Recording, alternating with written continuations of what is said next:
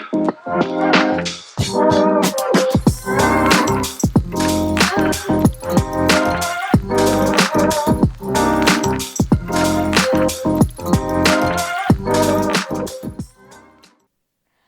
morning and welcome to Daystar TV. I am Ashley Mutahi and this is the Intangible Show where we focus on mental, physical and spiritual wellness.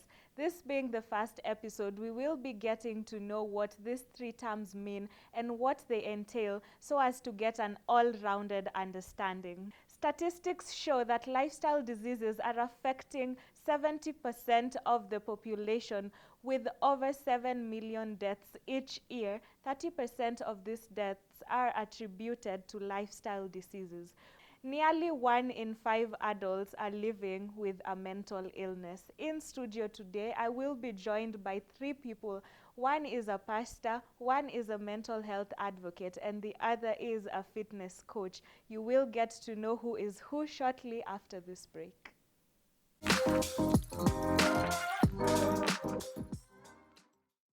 Welcome back, guys. And just as I said, I have 3 guests who are going to be joining me in studio, and I'm just about to welcome them. Karibuni sana.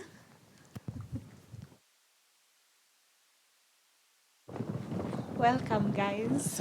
Thank you so much for coming. You guys are actually the first guests. So it's such a privilege. Are you excited? Yeah, definitely. I feel like you should be like, yay. Fitness coach, yay! Very excited. The first guest, yeah. So I'd like you guys to just briefly introduce yourselves. We can start with you. Yeah, so Wawero Chris Abram. I'm a fitness coach. Thank you for having us. Yeah.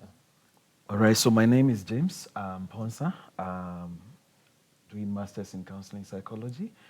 So at this point, I love to say I'm a mental health advocate here in Daystar, also with the DC3 and student counselors department. Wow, okay. My name is Felix Simotwo. I'm a youth worker, but they call me pastor. I prefer youth worker, spiritual nurture matters. Yes.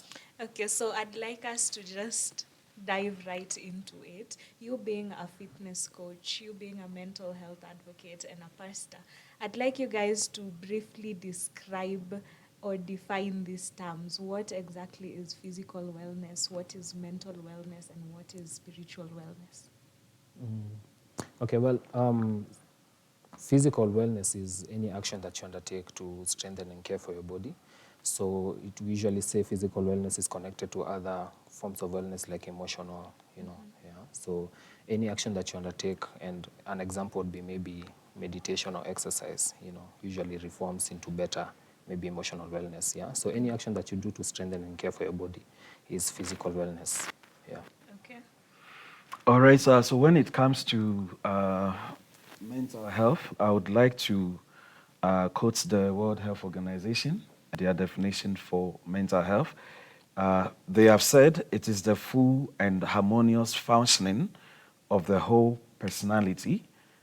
It is the full and harmonious functioning of the full personality. And the American Psychiatric Association, they also define mental health as simultaneous success at working, loving, and creating with capacity for mature, flexible resolutions of conflict between instincts, conscience, and other people, and reality. But I would like to climax that with what can be a bit simple for us. A comprehensive definition is a state of psychological well-being. He mentioned about physical well-being, a state of psychological well-being or satisfactory adjustment and to the society and daily life demands. That means if somebody is able to adjust very well to daily life and demands, then their mental health is very okay. I love to use such definitions, but I'll say that when God created us, He created us, we have a body, a mind, and a soul. Yeah. So the soul aspect of us is a spirit aspect that we need to take care of. And I feel like when the soul is taken care of, the rest becomes easy to take charge or to be taken care of. Yeah. should I go spiritual, dictionary? No. That's totally fine. So now that we have a clear understanding of these three terms, we are going to take a short break and then return and continue with the discussion.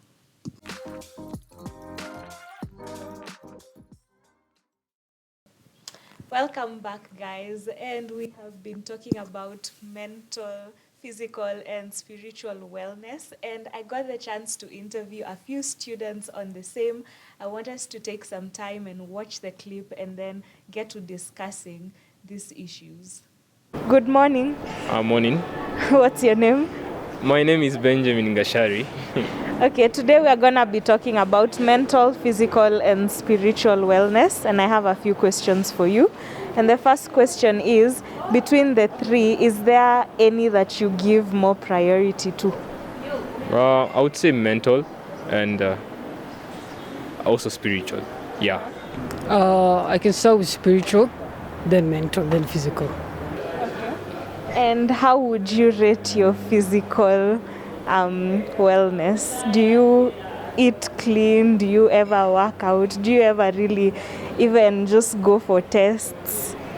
Well, my physical, I would say it's pretty good. The only thing I would say I have is I have a small medical problem. But other than that, I work out because of football, and so I can be able to keep fit. Because also playing ball against other people is very difficult. Nah. I used to work out. It was hard. And I noticed I have high metabolism. And if I work out, I grow thinner than I am. So there was no need. Yeah. Do you believe that you can actually pray yourself out of depression, out of issues, rather than seeking actual help? That's a no. It's a big no. To be honest, as cliche as it sounds, yes. Because, it's when it comes from directly me, because I've experienced it, yes, it does. About someone else, maybe they might not believe until they experience firsthand. But because of firsthand experience, yes, to be honest. Do you believe in talking about your issues? Well, therapy is important now more than ever, especially where in the era we live in the century we are in. We face a lot. For me, I find ways to cope. I used to seek counseling, but it never helped because I did it for years. It never helped. So what happened is there's a specific period in time I found Christ. So it started getting better in terms of praying in the Word. So it ended. Stop feeling suicidal and all that. Yeah. Thank you so much for your time. Thank you. Wow, it's amazing to see how so many people have such different opinions. What do you guys think about the fact that everyone sort of has one that they prioritize more than the other? What's your take on that? And do you think it's the right way of doing it? Well, I feel like it depends with someone, yeah? It either could be because of their upbringing or even their different experiences in life, So if someone is prone to mental health issues, of course, he or she will focus on mental health, If someone is, like we had an athlete, someone say he plays football, so maybe his key focus can be on physical wellness. I think it's fairly normal, but it's a bit challenging and concerning that not any one of them said physical wellness as the first one, so I think we need to do something about that. Yes. Yeah. And what's your take on that, Pastor? I think different experiences in life influence your decisions. And so maybe because of the people you hang around with or what people say about a situation influence what you think and what you prioritize. So that's what might have influenced the different answers they give. Yeah. But it is just normal way of life that your preferences come first because of what you've gone through. Okay. Yeah, I think there is a saying that deciding not to decide is a decision. And clearly, looking at how the world is running today, we must decide to integrate the physical aspect of our awareness, the spiritual aspect of our awareness, and then also the biological or the psychological aspect, because even If Pastor will confirm, I think Timothy, in Timothy, the scripture says that little exercise profits a little.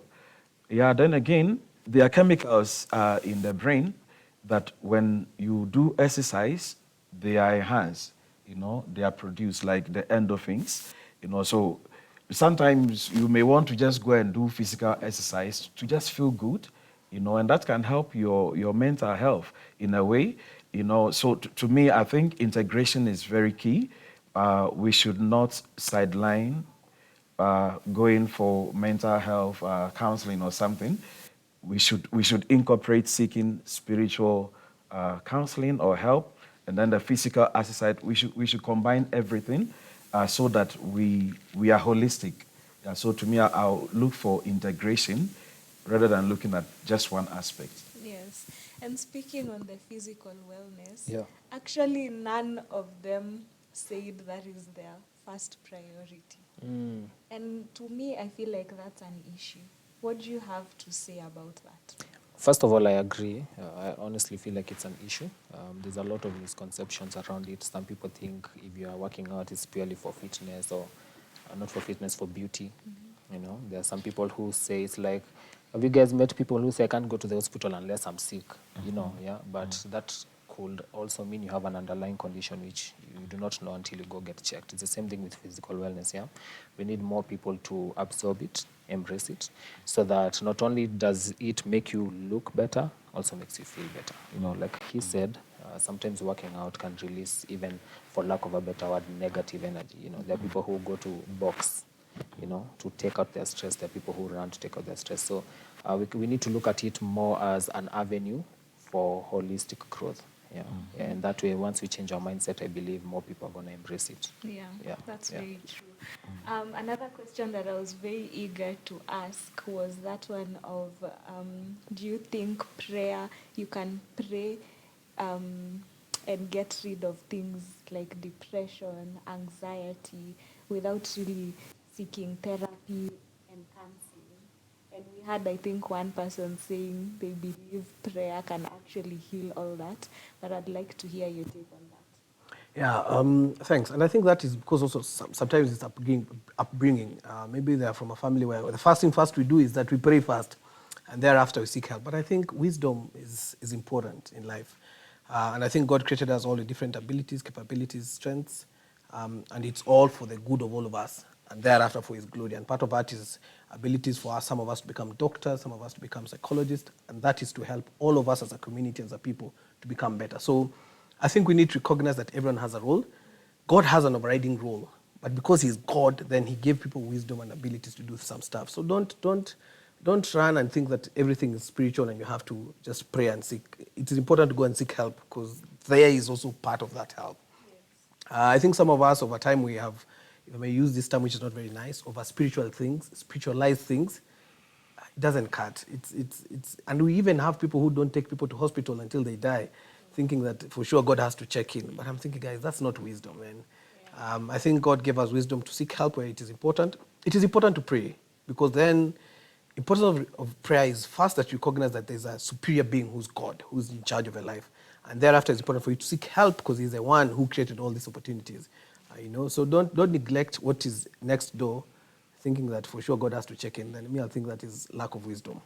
Yeah. So I agree it's important to pray. Please pray, but seek help, because these people are created by God for a purpose, which is to look after us. Yes. Yeah. So prayer plus the therapy. Yes. Combined. Both of them. Yes. Okay. And now to you, James. No one is open to the idea of talking about their issues. When people are depressed, when people are feeling sad, they would rather either go drink or drive, take long drives. But no one is really open to the idea of actually seeking help or talking about their issues. Why do you think that is, and how exactly can we help them? Yeah, thank you for that question. I think that is a reality we are facing. I read something about, I think, Miss USA 2019. This is somebody who has some studies in law. She's doing very well. And then in January, I think 2022, we had the news of she jumped from a story building and then she died. You know, well, there could be other speculations whether she was pushed or whatever, but I think the bottom line is possibly she was struggling with some mental health issue. But this is somebody who felt like, you know, this is Miss USA, you know, I'm well known, I'm okay, I don't need to, you know, talk to anyone. You know, so there are people who decide there's no need to seek counseling. They want to handle it themselves. But sometimes you can be overwhelmed. I would say people may not want to seek counseling because of sometimes the stigmatization. There are people who have classified mental health as mental illness. You know, there's a difference between mental illness and mental health. If you don't take care of your mental health very well, then you can have mental illness. So mental health is mental wellness. So sometimes it's the stigmatization. When you tell a friend you want to go and see a counselor or a therapist, they will want to say, are you abnormal? Are you sick? You get it. But going there doesn't mean you are sick. You want to be well. You know, so one is the stigmatization, and then I will also say, I think when we were watching the video, I think one of the students said she has gone for counseling and she never got helped. You know, so sometimes where to seek counseling is very key because I know of days that we have several places where we have trained and qualified therapists giving counseling to the student. The Nuri Center is there, DC3 is there, and we have the student counselors. So if you go to a quack therapist or somebody who says they are a counselor and they don't have knowledge, then it's garbage in, garbage out. They will give you something which will not treat your issue. You know, as trained therapists and counselors, when we collect your data or your information, we go through processes to diagnose and see, you know, what kind of issue is this and what kind of theory is supposed to treat this. So we take you through several phases. So number two, if they don't go to the right counselor or the right person who has been trained, then they will end up getting the wrong kind of therapy, and then they will not even love it. You know, so going to a wrong place. It is even just like normal when you are sick. Instead of going to hospital, then you go to any pharmacy, you know, and then you just buy any medication. But you should go to somebody who is trained and prescribed to be able to give you the right medication, you know. And I think the other thing is ignorance. Ignorance. People just want to be ignorant, you know, but ignorance is very expensive because if you decide not to seek therapy or go for counseling, then you have decided that whatever happens to you is okay. And then tomorrow you may jump from the story building and then you'll be rest in peace, you know. But there's a way you can live in peace, seek help, seek counseling. So I believe that we must avoid ignorance. We should go to the right place, and then we should also avoid the stigmatization of, you know, when people are going for counseling, we should not discourage them. We should encourage them. I don't know if I've answered the question. You've answered it. I was going to add one thing. Our culture, man, me as a man, it just at times feels so off to go for, you know, it's like it's not a man thing. You're not man enough to go and sit down and tell someone, now, you know. So that also played a very key role. And so it's important for us to start telling people it is okay. You don't have to have gone cuckoos for you to go and seek help. So our culture has really influenced a lot, that it's not a normal thing to go and just talk about things. Yeah. I also feel like one of the things that hinder people from seeking, you know, therapy is the cost. Yeah, I don't know from your point of view if you think there are certain regulations or frameworks that should be put in place, because therapy is good, it's accessible, but some people, especially we've had cases of people in the informal settlements who cannot be able to afford. Yeah, so I don't know how we can be able to bridge the gap, so maybe to get more people to come on board. Yeah, I think to add to what he has said, I think Daystar University is very blessed and concerned about students because we do counseling for free. All our students who see counseling, they do it for free. We don't charge them. So as long as you're a student here, you come for it for free. And then we have modalities where you sign a consent form. That means that whatever we discuss, even the dean of student is not aware of, nobody is aware of, because we want to keep it. It is only in cases where maybe you want to commit suicide. That is when we have to break confidentiality because we don't want you to die. We have to help you. So the cost outside, because you could go for a counseling for 1 hour and it's 3,000 shillings, which is a bit under this economy. Going to pay 3,000 just for 1 hour is very expensive. So I think the students here have a very big opportunity where we don't charge them for counseling; it's for free because we believe that once they are okay mentally, then they can even sit in the class and focus on their studies. Yeah, so for days that we don't charge our students, but outside there, yeah, because somebody is doing masters in counseling psychology, it's a profession. They go out there, they also want to eat from that profession. But as long as they are students, it is very okay. But I will also say if the government of Kenya can look at mental health as a real challenge and say, let us have a budget and centers where trained therapists can give free counseling to people who are struggling. Because I believe if people are paying tax and you are not concerned about their mental health, it can be something else. But these days, there are other organizations and other government corporate bodies that give free counseling to their workers.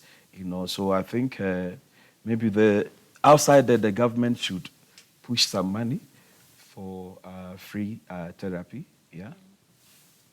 Okay, I'm really liking the discussion. I want us to take a short break and then we'll be right back and continue.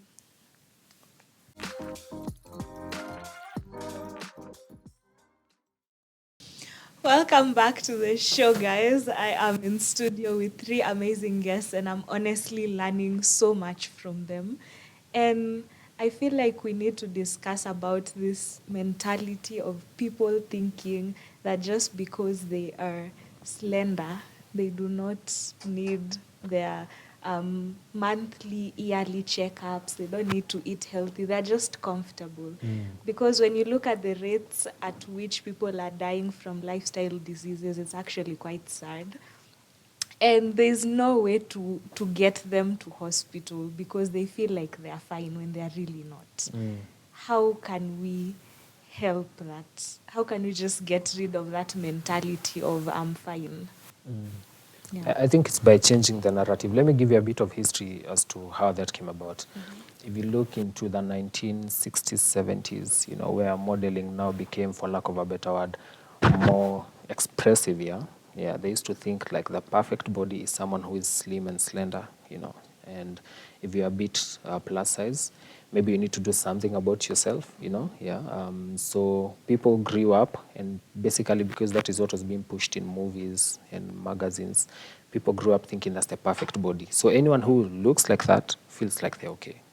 Yeah. So we need to change that narrative by saying you need to check on yourself, check on your BMI. There are people who are actually underweight, and for them they feel like that's okay. Yeah. But however, the people who are pluses get a lot of heat, for lack of a better word. So it's changing the narrative and telling people that anything can happen to you despite your body size, despite your age.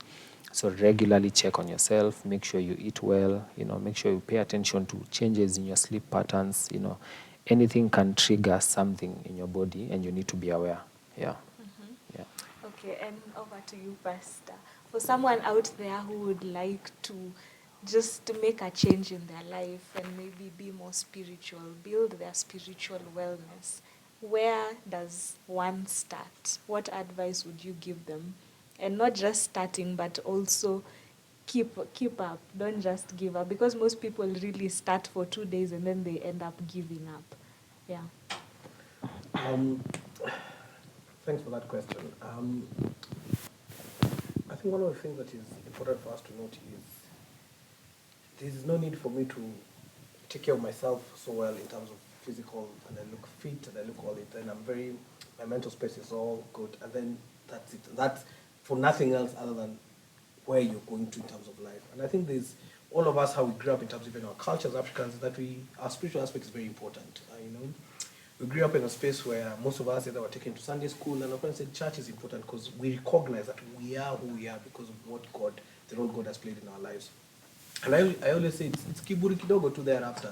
That you think, I have my life sorted and taken care of. Until when you get into a mess and you recognize, wow, I need to go back to God. One of the things I feel is important to note is God is not there to sort your problems. God wants to be a constant in your life. If you take time and invest in a relationship, which is just for now, and even when you're dating or marriage, there's always that thing at the back of your head that this can go south at any point. Why can't you invest with this person who took time to create you as a being and has a plan for you for life? So first, let's stop being selfish and think life is about me, myself, and I. There's someone above and beyond who is taking care of us, because we don't wake up in the morning and switch off air and say, I'm ready for today, so let my heart work. But someone loves you and cares for you so much so that he allows you to do this. Then being spiritual doesn't mean you're perfect, right? And that's why God created us and gave us a will that we should live this life. But God's desire is that we daily chase after Him, and thereafter we'll continue being more like Him. So allow this process. Most of us feel horrible because we feel like we let down God. God doesn't mind. God doesn't mind. God wants you to be constant, because when you're constant, He will refine you. He will walk this walk with you. So choose the walk. It will be tough. It will not be easy, but God loves you so much and cares for you. Yeah. So start today and be consistent. Invest in it like it matters, because the things that matter to you, you invest in them. Yeah. That's very, very clear, and thank you so much for that. So, Mr. James, how are we going to get people to be more open to the idea of therapy, counseling, talking out their issues, and also for the people who might not have mental health issues but talk down on, let's say, a man who wants to seek therapy? Yeah, we need to find a solution for that. Yeah, thank you very much. I think,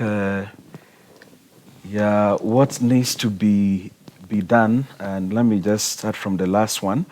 Yeah, we need to, I don't know whether there are laws that, checks when people want to, for example, be negative to others. Possibly because of freedom of speech, people can just talk anyhow. And so we may not be able to say, this person is discouraging me from going to therapy, so I'm not going for therapy. Now, when they are talking you down, you as an individual, you have that will, you have that mind to be able to decide. And what helps you to decide to overcome that influence is what I call the 3Ds. You must have a desire that you want to be well, So desire you want to be well. But your desire is not enough. You must add to that desire discipline. Pastor talk about consistency. If you are not disciplined, you cannot keep consistency, and consistency is always rewarded. So desire is there. Discipline yourself that you want to be well. But discipline is not enough. If you maintain the discipline and the consistency for quite a period of time, then it becomes a delight.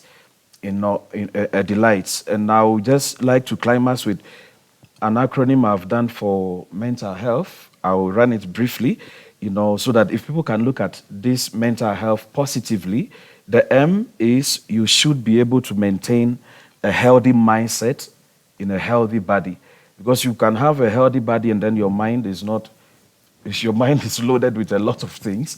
So let's put boundaries around our mind, what we receive, how we receive it, and how we get it in. So maintain a healthy mindset within a healthy body. The E is empty your mind from everything that can cause your mental health. Empty your mind from all those things. And the way of doing that is going to do physical exercise out there, work out, go for a spiritual exercise. The E is note that mental health is both personal responsibility and corporate responsibility. if you take your mental health as personal responsibility, then if even out there you are not getting encouragement, then you are able to move on. Because there are people who get motivated externally, so they look for external sources to be motivated, but there are people who get motivated within. That is internal kind of motivation. So if nobody is motivating you to go and seek therapy and you know yourself, you are dying in there, then go and seek it. So it is both your personal responsibility and corporate responsibility. And the T in mental health is talk to someone when you feel overwhelmed. Talk to somebody when you feel overwhelmed. Sometimes just by talking to someone, you will get helped. The A is act and live responsibly. Your life and other lives matters, because you could be in a relationship. We don't want you to die because you hurt somebody. So your life matters and other people's lives also matters. And then finally, the L is learn how to survive in every situation. Learn how to survive, because there is always safety when you seek counseling. Yeah. Thank you so much for that. And for that person who wants to start taking care of their physical wellness, who wants to start working out, eating clean, how do they start, and what tips would you briefly just give them? I think for a start is understanding your body. Yeah, there are people who will respond better to physical exercise if they're sleeping well. There are people who will respond better if they're eating, clean. Yeah. So the first thing is to understand your body. What gives you energy? Is it more sleep? Is it a certain type of food? That's the first thing. Second thing is, of course, get out there and do physical exercise. For most people, they think physical exercise is going to the gym. It can be something as simple as riding a bike, taking a walk, going for a hike. Yeah, before you make that crucial step of going to the gym, you can start with that. Then there's now going to the gym. Understand why you're going to the gym. Do you want to add weight? Do you want to lose weight? Do you want to, increase muscle? So figure out that as well. Something I think that most people really overlook is sleep. Please get 7 or 8 hours of sleep if you can. Because if you're always running on empty, it starts to dent your other aspects of wellness. You become very irritable, so that's already denting your emotional wellness. Yeah, so check on those. I'd say those 3 things would be very, very important for a start. And then the final thing is food. Food is important. So what are you eating? So make sure you have fruits in your diet, vegetables. Please drink a lot of water. Also, if you're working out to increase muscle and body mass, also do a lot of proteins. Yeah. So find a balance that works for you, but don't forget those things that I've mentioned. Yeah. Okay, we have learned so much in such a short amount of time, and I'm really, really grateful for you guys. Thank you so much for coming, and I hope that you'll come again. Yeah. The pharmacist will charge you. Yeah. Yeah.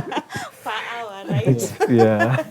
Yeah, so that's it for today, guys. I'll see you guys next week. I hope you enjoyed the show and have an amazing day.